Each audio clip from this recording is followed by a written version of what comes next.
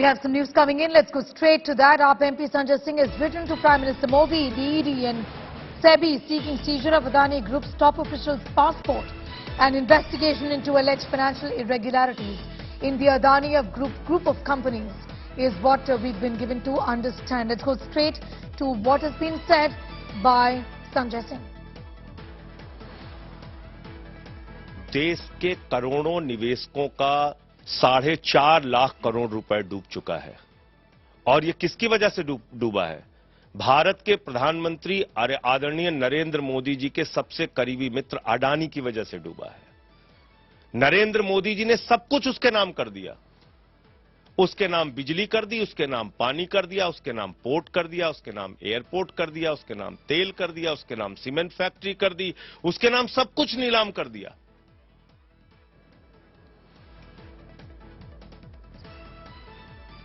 Getting you all the details of how this matter is playing out as far as the opposition is concerned.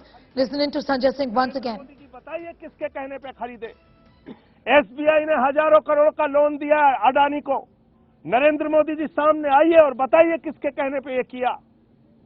आज देश के करोड़ों लोगों के दिमाग पर जो चिंता की लकीरें हैं, उसका जवाब प्रधानमंत्री नरेंद्र मोदी जी को देना चाहिए। और बड़ी अजीब बात है, कल मैंने सुना अडानी ने कहा यह हिंडनबर्ग की रिपोर्ट भारत पर हमला है। कल को किसी जेब कतरे को थानेदार पकड़ेगा, कहेगा साहब ये थानेदार को बोलेगा वे भारत पे हमला हो गया। जो व्यक्ति देश के करोड़ों लोगों की जेब काट रहा है, उसके भ्रष्टाचार को उजागर करना भारत पे हमला कैसे हो गया?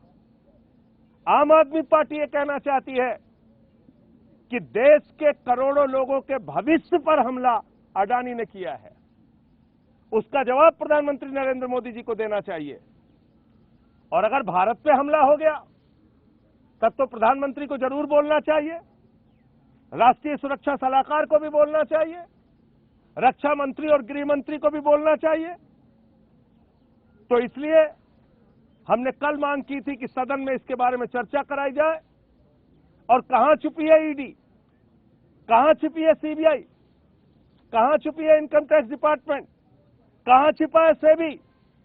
क्यों नहीं कार्रवाई हो रही है अडानी के ऊपर जिसने लाखों करोड़ का भ्रष्टाचार किया है? दुनिया का 2 नंबरी अमीर था, अब 11 नंबर पे चला गया। क्यों सरकार खामोश है, क्यों नहीं कार्रवाई कर रही है? ये सारे सवाल हैं जिसका जवाब देना पड़ेगा। और इसी के कारण हम लोगों ने राष्ट्रपति के अभिभाषण का बहिष्कार किया।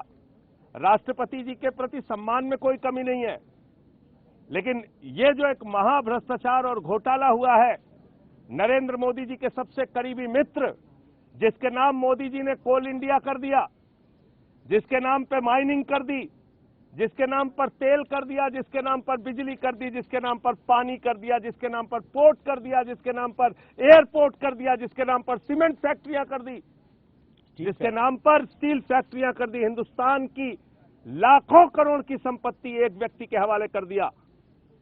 इसका जवाब कौन देगा? प्रधानमंत्री जी। जो व्यक्ति आपकी पार्टी को चंदा देता है, जिसके हवाई जहाज में आप घूमते हैं, आज उसके नाम से इतने बड़े लाखों करोड़ के भ्रष्टाचार का मामला उजागर हुआ है।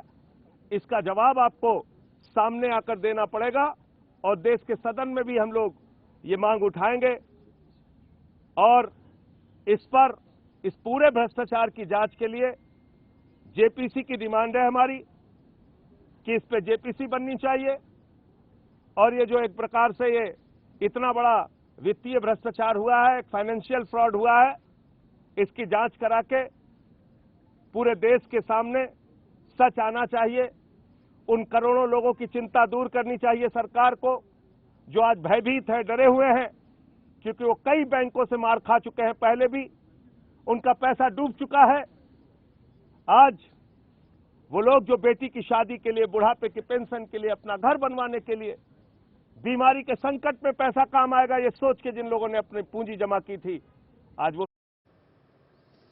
My colleague Aishwarya Paliwal is getting us all of those details. Aishwarya, here is the Aam Aadmi Party raising this matter. Sanjay Singh has said that he raised it in the all-party meeting as well. But give us a sense of how other political parties and the opposition collectively is going to raise this issue, particularly the Congress.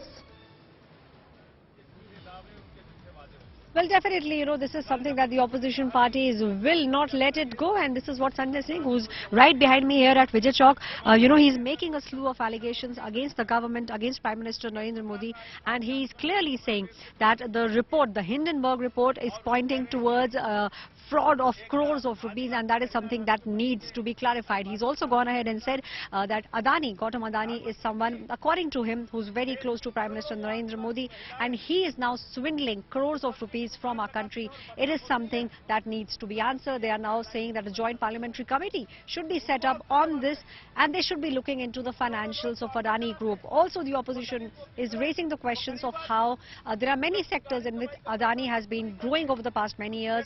How were those sectors given to him, and how is Adani becoming the number 2 richest person in the world? That is also something that the government now needs to talk about. We are only seeing Aam Aadmi Party here.